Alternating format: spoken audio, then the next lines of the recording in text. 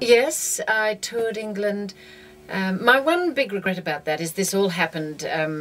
We'd finished Prisoner, and it happened, in the 90s, a long time after it finished. I went over to England and I did a Prisoner tour around Great Britain.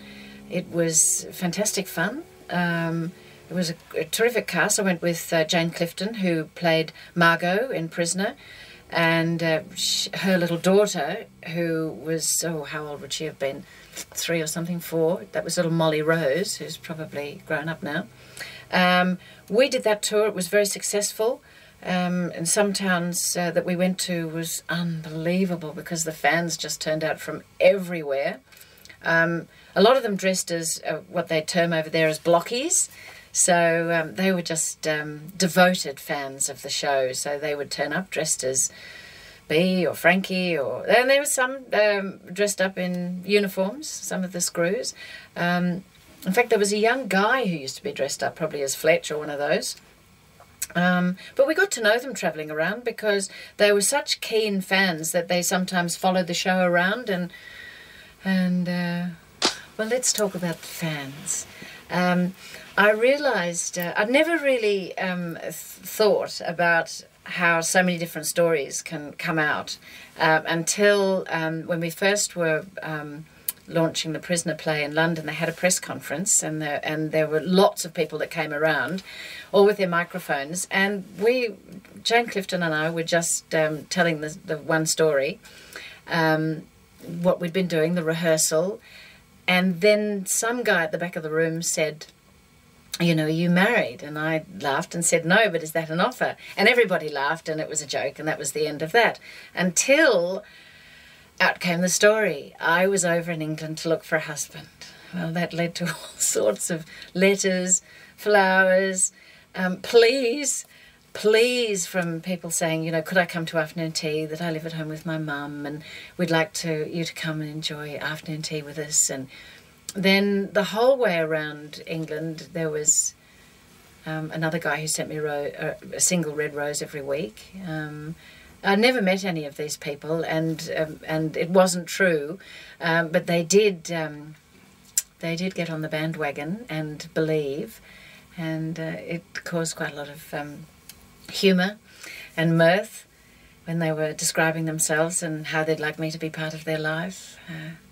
It was actually quite touching. The fans were very dedicated, and they travelled from all over, to come and see you in the show, and they brought presents, and I was actually quite overwhelmed because you do something in a television studio, and I lived in Melbourne when I was doing it, and you go to the studio and back, and you in the dark, and you don't really know that you've got such a high profile, and then you go over to somewhere like England that's got 60 million people, and you're going right around the UK. It was very full on. I also went back to do some pantomimes, which were just such an experience. I played the Wicked Queen in Snow White, and I loved that role, more of the wickedness. And I played the Empress of China in Aladdin. And sometimes I used to stand in the wings and go, get to the cave quickly.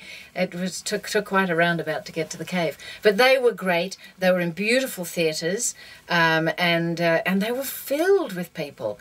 And, I was the Wicked Queen, so I'd be telling them that if they didn't behave, I'd poison their ice blocks in the interval somehow. No, they would go. I love playing to children. There was one fan, Desperate Dave. He wrote me a 4-page letter, and I've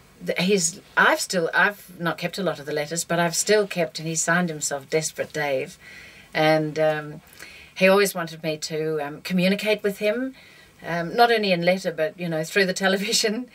I noticed that they do a bit of that in Boston Legal. They say it's so-and-so there, and they said, if he was, he'd be in the premiere of the new series.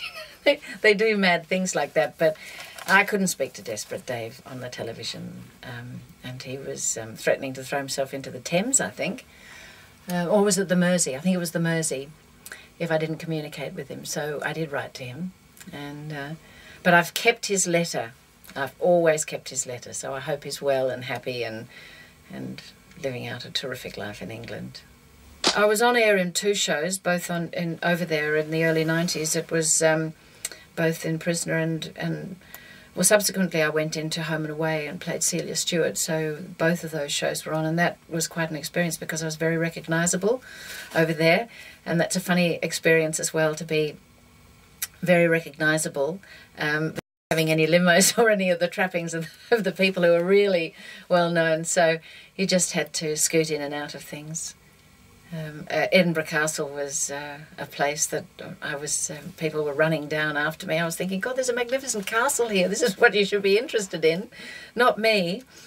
But I got to play, doing the Prisoner play, I got to play some of the great theatres in Great Britain, and that was a fantastic experience, all over the place, in the most magnificent theatres. So that was one of the bonuses, and there were many bonuses for being on the show, both personally and professionally. So I've got no complaints.